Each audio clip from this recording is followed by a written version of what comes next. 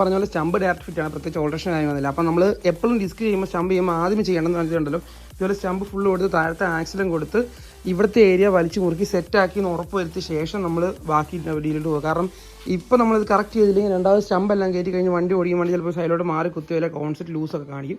ഇതിപ്പോൾ കണ്ടല്ലോ നല്ല ലൂസാണ്, ടൈറ്റോ കാര്യങ്ങളൊന്നുമില്ല, കോൺസെപ്റ്റ് ഒക്കെയാണ്. ഇനിയിപ്പോൾ പരിപാടി എന്ന് പറഞ്ഞാൽ അടുത്ത വീല് കയറ്റുക എന്നുള്ളതാണ്. വീല് കയറ്റി സെൻറ്റർ ആക്കുക എന്നുള്ളത്. അതിന് നമുക്ക് ഹാൻഡിൽ ബാറും ബാക്കി കയറ്റി ജസ്റ്റ് ഒന്ന് കയറ്റി സെറ്റ് ചെയ്യാം.